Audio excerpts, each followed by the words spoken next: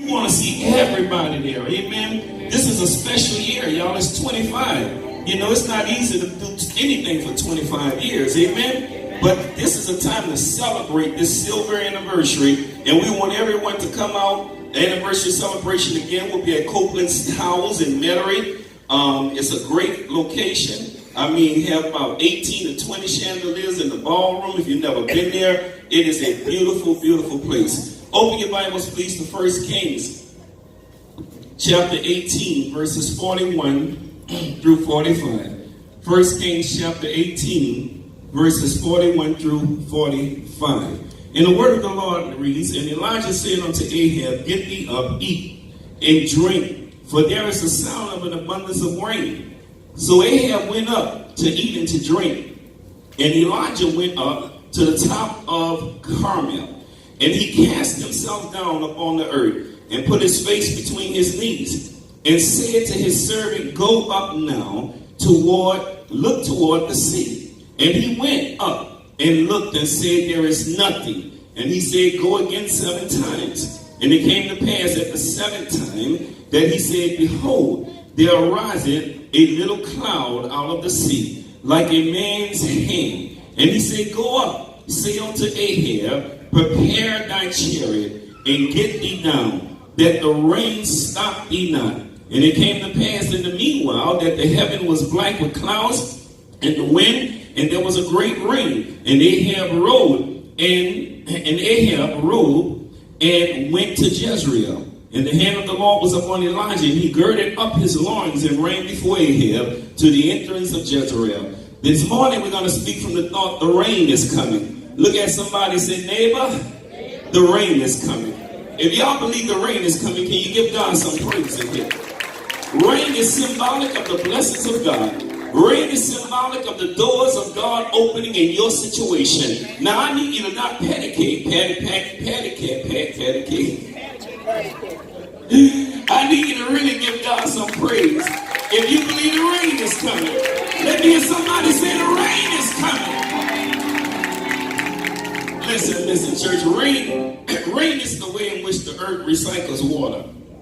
Rain runs into the rivers, and then it runs to the streams, which goes and takes, and eventually into the sea. The rain clouds are formed out of the sea, where the water gets blown over the land. As the rain clouds are formed into the sea, the clouds spread over the land, the rain come down.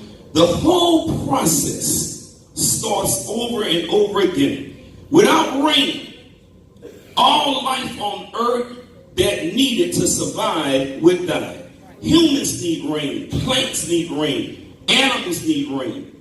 No crop would grow. Brooks would dry up. Streams would get low. For life to survive, we need rain. No harvest without rain, church. Because the soil, because of the rock, would break up and erode because the rain gives moisture to the rocks. So we need rain to survive. But rain is symbolic in this particular passage, the way that we're using it. It is symbolic for fresh anointing. We need a fresh anointing from God so that we can get to that next level. Amen? So rain, again, it is symbolic. Rain is symbolic of God's healing being released into our life. So it's symbolic for the anointing of God, the healing of God. It is symbolic for new seasons. How many of you know we need new seasons? Yes. Nobody want to stay in the same season all the time. In the natural, we don't want to stay in the same season all the time. As much as I like summer, as much as I like spring, I need a little winter in my life. I need a little fall in my life. Because I done bought too many clothes and invested in too many hats that's for winter time not to be able to wear it.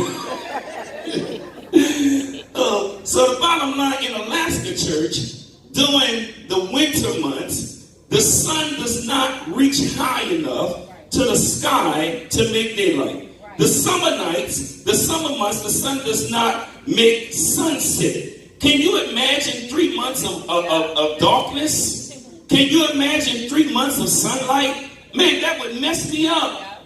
Think about it. For 3 months, you go to bed, the sun's shining. You wake up, the sun's shining. For 3 months, you have nothing but nighttime. You go outside, it's nighttime. 7 o'clock in the morning, you going to work and the sun not shining. Oh my God. It would take getting used to. So we need new seasons. Amen. The Bible says there's a time to cry, a time to weep, a time to rejoice, a time to sow, a time to work. We need seasons. Seasons give us, it gives us diversity. It gives us different things to look forward to. So we need rain. Our story takes place in 1 Kings 17:1. Let's read that. 1 Kings 17:1. And Elijah the Tishbite, who was of the inhabitants of Gilead, said unto Ahab, as the Lord God of Israel liveth before whom I stand, there should not be dew nor rain these years, but according to my word. The Bible says that it didn't rain for 3 years. That means for 3 years they saw no rain. So you got to understand, they didn't have a sewage and water board. They didn't have water coming out the faucet. They relied on the wells and the springs and the brooks. But when you got to understand, if there's no rain, then the brooks are going to dry up. If there's no rain, then the wells are going to dry up because the water comes in from underground. So the bottom line, Elijah spoke to Ahab and said there would be no rain because the children of Israel went astray and began to worship Baal. How many of you know God is a jealous God? That's why I tell people when they talk about people, let me tell you something. Everybody get jealous. I don't care who you are. You may get jealous of your children. You may get jealous over your relationship. You may get jealous over your friends because we were made in the image of God. And one thing that the Bible says makes God jealous is when we serve other gods. God gets jealous when we don't give him praise, but we want to praise a false God. The children of Israel, they were worshiping Baal. Baal was known, check this out, as the god of rain. So because he was known as the God of rain, Elijah said, it will not rain until I speak the word. Don't you know, God was trying to tell Israel that you can't rely on the God of rain because there is no Baal. I'm the only one you can pray to for rain. So God shut the heavens up for 3 years. And how often are we just like them, relying on everything but God? Look, my job, I thank God for it. But God is my source. If God didn't wake me up this morning, I couldn't go to that job. When I'm trying to help you understand, God is our source. That's why we can't stress about what Donald Trump is doing, because we have a God that's greater than Donald Trump. We have a God that if he cut off every program that affect our livelihood, God will make a way out of no way. Can I get a witness in here today? God will open the door where there is no door. God will close doors that have opened to shut off my sources, and he'll open them somewhere else. So the bottom line, church, God is a jealous God. He was jealous because Israel wasn't serving him. So the word of God said a prophet spoke, and he said there shall be no rain. What he was really saying is that there'll be no harvest. There'll be no crops.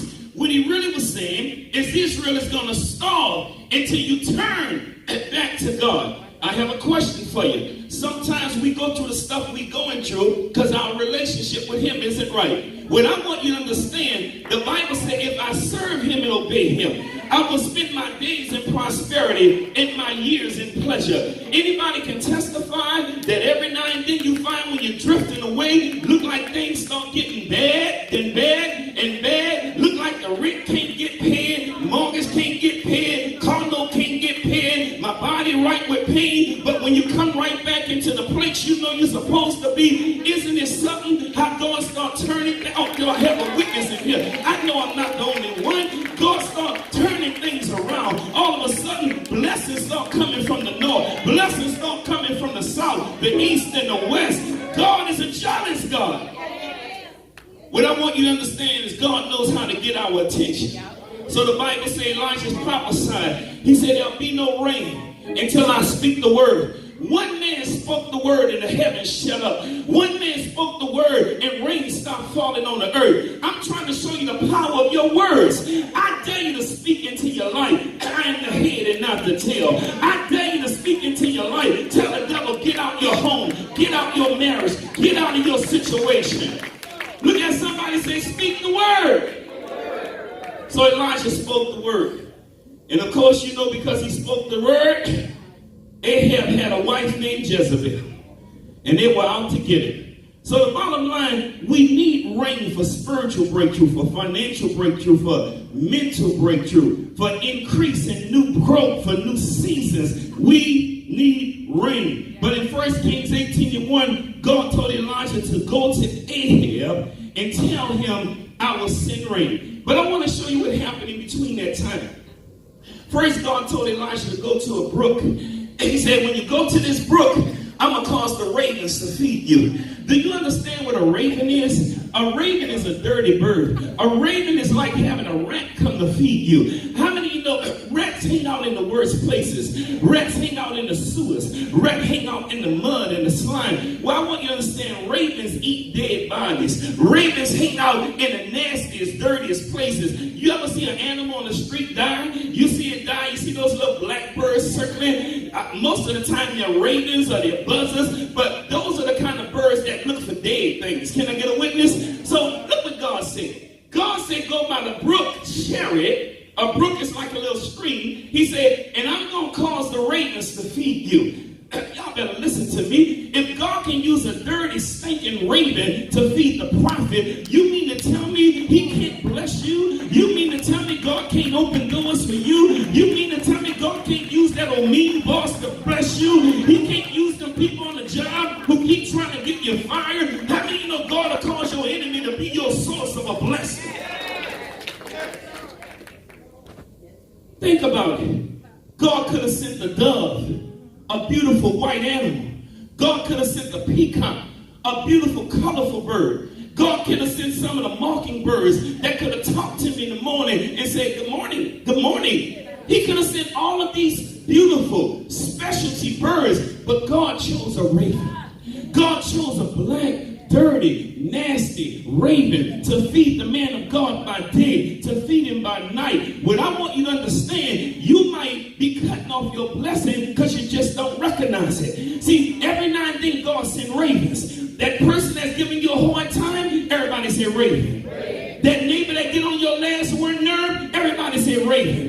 That person who talked to you nasty and dirty, everybody say raven. Oh, y'all don't understand. See, our problems, we running away to ravens. God gonna use the raven to bless you. You can't keep running folks out of your life. You don't know why God put them there. Look, you be nice and let the other person be nasty. And watch how God will use your enemy to bless you. Anybody ever had your enemy bless you? Anybody ever had people who was trying to hurt you, pick you up? Y'all won't hear what I'm trying to tell you. Stop getting mad at your situation because a lot of ravens are there. God uses the ravens to bless his people. So the Bible said the brook dried up. Everybody said the brook dried up. Why did it dry up? It dried up because the brook didn't have any water. They didn't have any rain. Why would God send Elijah to a place where he knew that the blessing was going to stop? Why would God send Elijah to a place where he knew that the brook was going to dry up? Why did God have you going through all you going through? God knew you was going to be going through when you going through. He knew what was going to happen was going to happen. Sometimes we say, Lord, why did you let me get in this situation? God knew that the brook was going to dry up. Listen to me. When the brook dried up, pay attention. God told Elisha, now I want you to go, and I got a widow whose heart I have touched to sustain thee.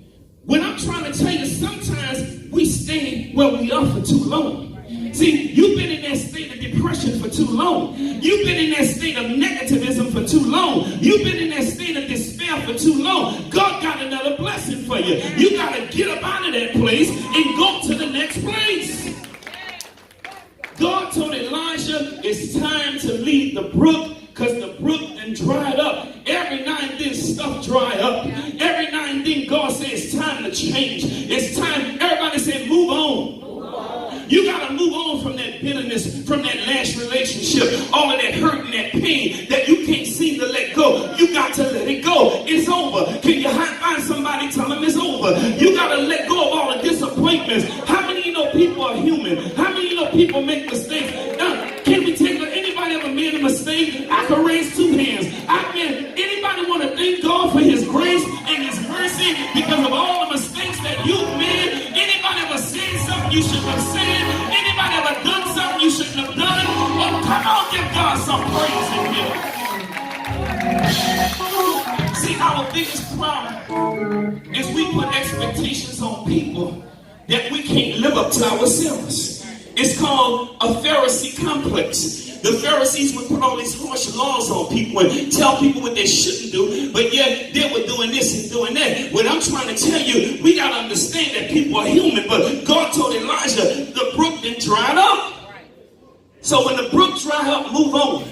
We got to learn how to move out of seasons. You can never get to the blessed season if you stay in the depressed season. You can never get to the blessed season if you stay in the weeping season. The Bible said weeping may endure for a night. It didn't say it's going to last my whole life. You better listen to me. Weeping isn't supposed to last for your whole life. Everybody say a night. So after God sent them from the brook Cherith, God brought them to a widow house. Check this out. You got this poor lady getting sticks to make a fire. All she got is a jar of flour and a cup of oil. She said, me and my child gonna eat and die. And the prophet said, I need you to make me a cake. Come on, y'all. I always say this. What if we was a famine in the land and I knocked on your door, say, this is Pastor Dale. I know all you got is a loaf of bread and some bologna to feed you and your 4 children. But I need you to fix me a sandwich first. Oh, come on, talk to me. Some of y'all would cuss me out. Some of y'all would spit on me. Some of y'all would throw a rock at me. Some of y'all would tell your husband, go out there with the gun and shoot him. He done lost his mind. I knew all pastors was crazy. Y'all know I'm telling the truth. This woman was trying to feed her and her child, and all she had was a cup of flour in the jar of oil to make 1 cake. She said, we gonna eat and die. But God told Elisha, I'm gonna send you to this prophet, to this widow, to sustain thee. Oh, here go another season. See, some of y'all don't understand. There's a season of drought.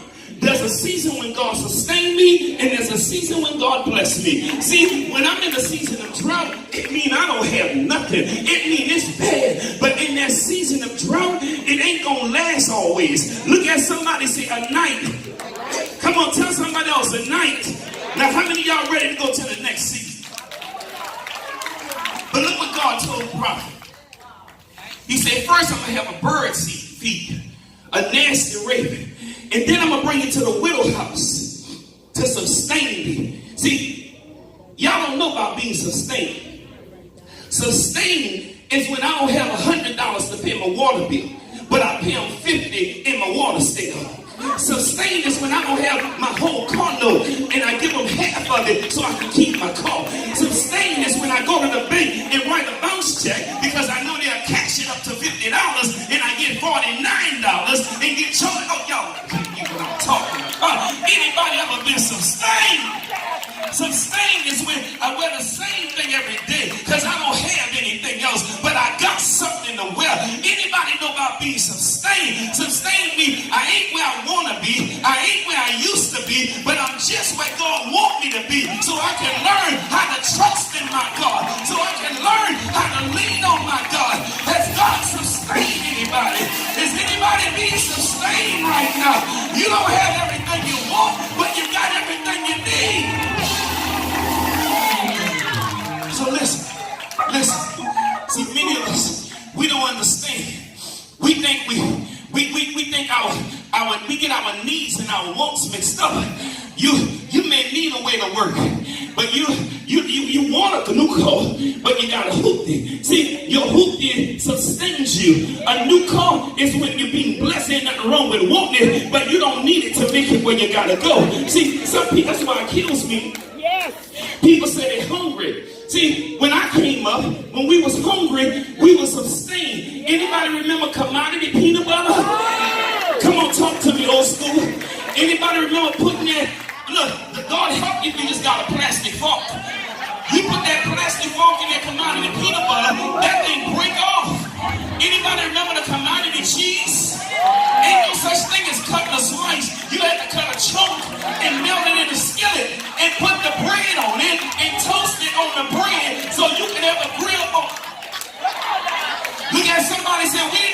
grilled cheese sandwiches because we wanted them. It was no option.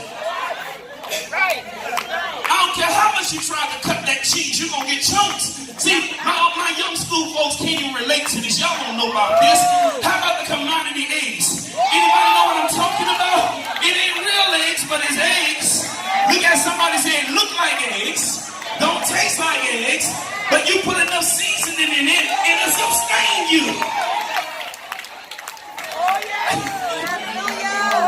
Come on, if you know God is a sustainer, won't you wave your hands? Say, Lord, I thank you that you've been sustaining me. Oh, come on, give him some praise in here. So look, God brought Elijah from the brook, then he brought him to the widow. But guess what happened? After Elijah left the widow's house, because God told him go back, her servant came and found Elijah. Her son died. And the Bible says Elijah went back. He said, God, this woman was good to me. He said, God, this woman sustained me. Because guess what? Remember that one jar of oil and that 1 cup of flour? And every day she went back. She didn't go to the grocery store. She used it all and put it back. The next day she went back, she had another cup of oil, another jar of flour. That's what faith is. Now, let me help y'all relate to it. Let me help you relate to it. It's when you working from paycheck to paycheck. How you going to pay your rent? All your money spent. But somehow, some way, God keep helping you to pay your rent. Somehow, some way, God keep helping you to keep your water on. Somehow, some way, every month you go back, you ain't making no more money. Matter of fact, you're making less than you was making last month. And for some reason, you got just enough to pay the light bill, just enough to pay the water bill, just enough. Oh, I tell you, God is a sustainer. So the Bible said this woman's son died. She called for the prophet. The prophet Elijah went to the bedroom and laid on the child. And God breathed back in the child's body. I'm trying to tell you, not only will God sustain you, but in the process of sustaining you, every now and then he'll let a miracle come your way. Every now and then he'll give you a breakthrough that's beyond your expectations. Every now and then God will open the door that you didn't expect him to open. But I want you to know, if you're in a season right now where God is sustaining you, you got a miracle on your way. You got a blessing on your way. You got a breakthrough on your way. You got something that God is about to do in your life that's going to take you to the next level. Now I need my believers to give God some praise in here. He's a sustainer. So look, the story goes on. God sent Elisha back to Ahab. And he told Ahab there was a man who had helped the prophets when Baal was killing all the prophets. And this particular man, one of the servants of Ahab, he hid 50 of the prophets in one cage and 50 in another cave. And he fed them day and night. Elijah sent for him because Ahab sent through every country looking for Elijah because he wanted to kill him. And the Bible said everywhere they went, they couldn't find him. Ahab said, whatever nation is hiding Elisha, I'm going to declare war on them. And nobody could find him. Here it is, Elijah sent word to one of his servants. The servant came. He said, where have you been? King Ahab have been looking for you. The man said, God has been sustaining me. Nobody would have thought to look for Elisha in the house of a widow who was broke, who was poor. God hid him in the project. Come on now. Come on now. Ahab was looking for him in the garden district. He was looking for him in the estates. He was looking for him in nice neighborhoods. He even went looking for him in the hood. But he didn't go to the project because not even Ahab wanted to go there. He was afraid. What I'm trying to tell you, God sustained him. And when Ahab told the servant, he said, Elijah told the servant of Ahab, he said, tell King Ahab I'm back and I want to meet. The servant said, oh, wait a minute. He said, look, you disappeared before. If I go tell Ahab you want to meet him and you don't show up at the meeting, Ahab gonna kill me. Because this man want your life so bad, he will take me out. He said, trust me. The man went on to say, he said, look, I'm the one who took care of the prophets. Did you hear how I fed the prophets? Did you hear how I put 50 in one cave, 50 in another cave? Are you trying to kill me? Don't you know who I am? I'm helping you. He said, go and call Ahab. I will not run. Ahab came to meet him. When Ahab got there, Elijah said, Ahab said, "You the one who have caused all this harm to Israel?" Elijah said, "No, it is you, Ahab, because you're serving Baal. And we serve a God that's mightier than the God of rain."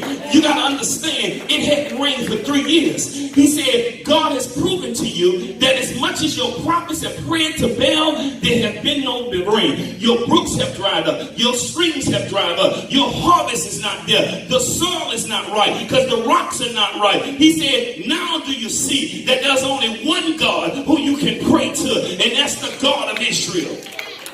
Every now and then, church, we put dependencies and trusts in so many things. But God knows how to rock our world to make us understand that He's the only God we can call on. God knows how to cut off blessings. See, sometimes I said we get too big on ourselves. We think we're blessed because we're educated. We think we're blessed because we know this one and know that one. All those things are factors. But the real factor of my blessing is the fact that I know God. It's the fact that I got a relationship with my Savior. He's my Alpha and Omega. He's my way maker. He's my wheel in the middle of the wheel. God is my source. So look, the story went on. Ahab said, "Look, okay, you make it rain and we're going to see what we can do." Elijah said, "Okay, I'm going to show you how great God is." See, they made a deal. If you make it rain, then I'll know that God is God. And you can do with the prophets of Baal as you wish. Even though Jezebel was a worshiper of Baal, and that was Ahab's wife. Ahab was really saying, you didn't put me in a bad spot. You didn't put me in a spot that I'm ready for some rain. And even if it means going against my wife and her prophets, if you can make it rain so we can stop starving, I'll work it out. That's like Colin Kaepernick, the NFL player.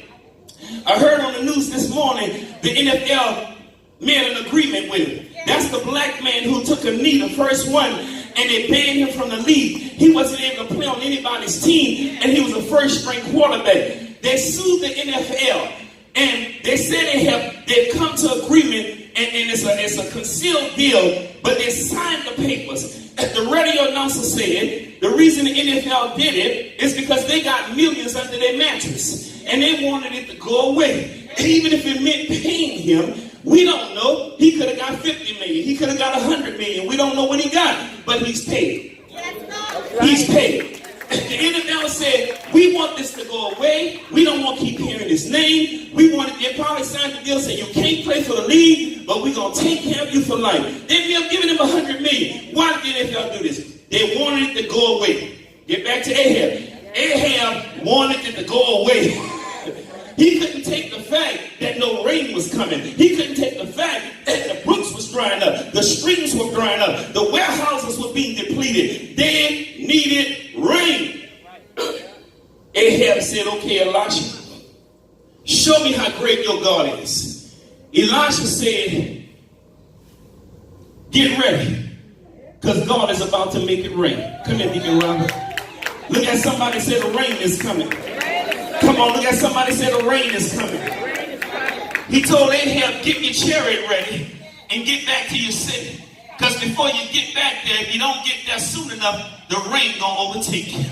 See, that's when you got confidence in God. When you say before you leave the doctor's office, cancer gonna be dried up. Before you walk out the door, your bill's gonna be paid. Before I leave here today, God is gonna open doors. Before I leave here today, God gonna push the enemy out of my home, out of my mind, out of my finances. Do anybody believe the rain is coming? Look, Ahab left. The Bible said Elijah got on his knees with his hand between his legs. I can't do it, y'all. 10 years ago, I could have did it. Got on his knees with his hand between his legs. With his hand between his legs. And he began to pray. When he finished praying, he told his servant, he said, "I want you to go to the lake. And if you see, because the rain clouds come from the sea. And they come from the sea. And they spread out over the land. They spread out over the land. When they bust, they put rain over here. They put rain over there. That's like Lake Pontchartrain. You see a cloud coming up. It may go all the way to Canal Street. When it's raining, the cloud bursts and the rain comes down. But the rain, it comes up from the sea. And then when it comes up from the sea, see it formulates in the cloud. It goes to where it needs to go and it comes down. He said, look, I want you to go to the sea. Go to that red thing, that's the sea. And I want you to come back and tell me if you see rain. While he was going, Elijah was praying. Look at somebody, say it's praying time. See, some of y'all looking at him walk to the sea. You ought to be praying right now. You ought to be believing God for rain in your life. You ought to be believing God for miracles. Say, I don't see anything. He said he didn't see anything. Look at somebody, say that was the first time. If you don't see it the first time, you keep on praying. See, some of y'all won't quit praying. Some of y'all won't blame God. You won't get mad with everybody. But look at somebody, say keep praying. Now, he went 7 times. I'm not going to send Robert 7 times. If it was Melvin, I would send him. But I'm not going to do that to Robert. This is Robert's 6th time. This is his 6th time. But the rest of the times, everybody else was praying. Look at somebody and say, you ought to be praying. He's going to look for the rain cloud, but you need to be like Elijah, praying until your change comes. Look at somebody and say, a change is on the way. He didn't see anything the 6th time. Robert, I promise you, this is your last time. Robert went the 7th time. Elijah kept on praying. Look at somebody, say, keep on praying. Come on, tell somebody else you ought to be praying. Some of y'all still watching Robert. You wait to see what's going to happen. You better keep on praying that God open the door for you. You say, I see a small cloud. Thank you, Robin. He said he see a small cloud. Look at me. All it takes is a small cloud for God to cause rain to flood the land. The Bible says that Elijah, you got to understand, he been told Ahab to get back. Ahab was racing back on his chariot. Because back then you got to understand, when the rain came down hard, you know how it is when rain come down hard and it flood on our streets? Yo, they didn't have no drainage. Horses can't go in the rain when the rain is 6 feet high, 4 feet high. There was no rain drainage. They were going up and down hills. Some of those hills that came down had puddles of water, could have been 10 feet deep. They had to stay there until the water dried up. Guess what happened? The Bible says Elijah been told Ahab, go back. A long time ago, before he started praying, before the servant went 7 times, Ahab was racing back. He said, get back to the city. If you don't get back, you're not going to make it. The Bible said when the servant told Elijah the rain was coming, Elijah ran back to the city, and the glory of God came on Elijah that he beat Ahab to the city. And when they got to the city, guess what happened? The Bible said an abundance of rain fell in the city. I need somebody to stand on your feet if you understand that an abundance of rain is coming your way. It's time to pray, church. It's time to call on God. It's time to believe God. It's time to declare and decree the blessings of God. Wave your hand and say, the rain is coming. The rain is coming. Yes, Lord. The rain is coming. Praise team, come sing, open the floodgates of heaven. Let it rain. Let it rain. Let it rain. Oh, come on, when you get in the house, come to the altar. Open the floodgates. We want to be like Elijah today. We want to call on God for the rain. Let it rain, God. Let it rain. Come on, let me go say and say, Lord, let it rain. Somebody needs rain in their situation. Somebody needs rain in their marriage. Somebody needs rain in their body. Somebody needs rain. Let it rain. Every head is elevated.